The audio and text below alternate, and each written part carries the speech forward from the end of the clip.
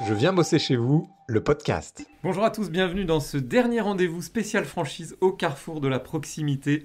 Aujourd'hui, nous allons parler ensemble des idées reçues de la franchise. Après un premier podcast sur le recrutement, la formation, un troisième sur l'accompagnement. Après avoir partagé le quotidien d'un franchisé, en l'occurrence Nicolas. Aujourd'hui, moi, vous m'avez convaincu d'être franchisé, de devenir franchisé. Par contre, j'ai encore plein de questions. Alors, pour y répondre aujourd'hui, nous avons le plaisir d'accueillir Virginie. Bonjour Virginie. Bonjour Géry. Donc toi, tu es responsable du recrutement des franchisés. Tout à fait. Et Nicolas, qui nous a suivis tout au long de ces épisodes. Bonjour Nicolas. Bonjour Jerry. Toi, tu es franchisé Carrefour Express dans le centre de Paris. C'est ça. Bienvenue à vous deux. Alors, on va être très cash aujourd'hui. Moi, j'ai 10 idées reçues sur la franchise. On va les casser ensemble. Alors Nicolas, j'ai une première question pour toi. J'ai pas 40 ans, donc je suis trop jeune pour me lancer. Qu'est-ce que tu réponds à ça ? Alors, il n'y a pas d'âge du tout pour se lancer dans la franchise. Moi, j'ai 32 ans et actuellement, j'ai un directeur en formation qui en a 22, donc il n'y a pas d'âge prérequis. Merci Nicolas. Virginie, une deuxième question pour toi. Oui. Moi, j'ai pas assez d'argent, tu sais, pour prendre une franchise. Ça coûte cher ? Pas d'inquiétude. Chez Carrefour Proximité, on vous demande à tous les locataires gérants ou les franchisés un apport à partir de 7 500 € qui te permettent de rentrer dans la location-gérance. Et le but de la location-gérance, c'est d'y être pendant 3-4 ans. Le but de capitaliser pour ensuite constituer un apport et acheter ton fonds de commerce. Et tout ça avec une mise de départ de 7 500 €. Merci beaucoup. Idée reçue numéro 3, toujours pour toi Virginie. Oui. Bon, moi, tu sais, j'ai pas de diplôme, je suis pas en couple. Et allez, disons que je suis une femme. Oui. Je peux y arriver quand même ? Bien sûr, nous recrutons tous les profils, divers et variés. Ce que nous recherchons avant tout, c'est des personnes motivées, dynamiques et qui ont envie d'apprendre dans ce milieu de la grande distribution. Donc la diversité. Exactement, c'est le mot d'ordre. Merci beaucoup. Et alors, tu sais, moi, j'ai pas d'expérience dans la distribution alimentaire. Oui. Est-ce que c'est un problème ou pas ? Absolument pas. On en a déjà parlé lors d'un précédent podcast. Il y a un cursus de formation qui est quand même assez complet. Et de ce fait, on recrute aussi bien des personnes qui viennent du milieu de l'alimentaire, mais aussi des personnes qui viennent de milieux tout à fait autres, tels que la banque, tels que l'esthétique, tels que des sportifs. Donc, le mot d'ordre, une fois de plus, c'est la motivation du candidat. Et l'ouverture. Et l'ouverture, bien entendu. Allez, idée reçue numéro 5 pour toi, Nicolas. Moi, tu sais, j'ai pas d'emplacement ou de local pour ouvrir mon magasin. Comment je fais ? Alors, t'inquiète pas, Carrefour propose de gérer un de leurs fonds de commerce. Et du coup, tu auras tout ce qu'il te faut. Donc toi, par exemple, ton magasin que tu as ouvert il y a un an et demi, c'est ça ? Ouais, 1 an et demi. T'avais rien, t'avais pas de Alors, magasin. c'est une création et effectivement, ouais, tout a été remis à neuf et je l'ai pris en main directement. Merci. Allez, idée reçue numéro 6. Moi, j'ai personne pour m'apprendre ou m'accompagner. Je suis novice en gestion, j'y connais rien.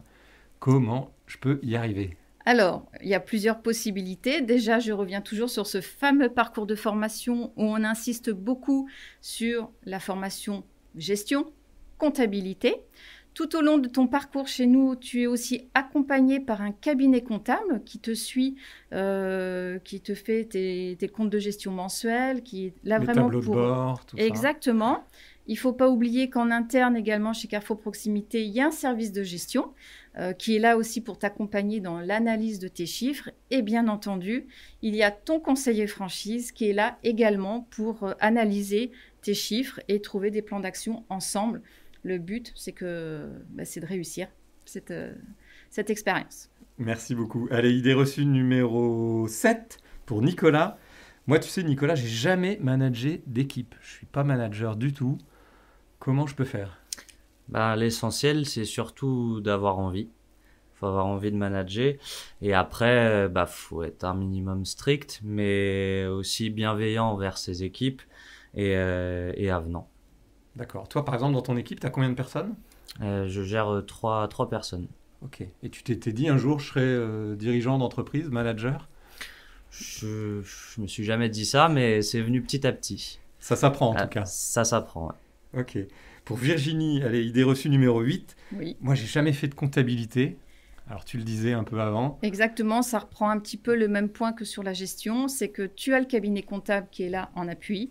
Tu as le service contrôle de gestion en appui et toujours ton conseiller franchise qui est là aussi pour t'aider si besoin est. Donc 1 + 1 = 3, c'est ça? C'est presque ça.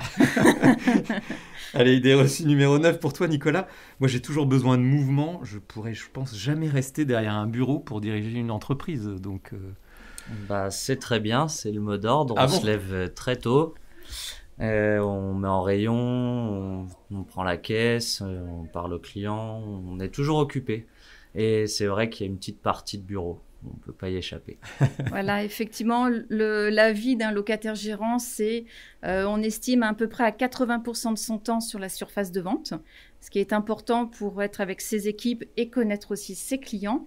Et ensuite, il y a 20% à peu près de bureau, parce qu'il y a quand même de l'administratif, de passer les commandes, de faire les plannings, d'être en relation avec le cabinet comptable aussi pour certaines choses. Donc, on estime le temps 80-20. Et effectivement, être locataire-gérant chez Carrefour Proximité demande une grande polyvalence. Il faut savoir tout faire. Merci beaucoup. Allez, 10e et dernière idée reçue sur la franchise.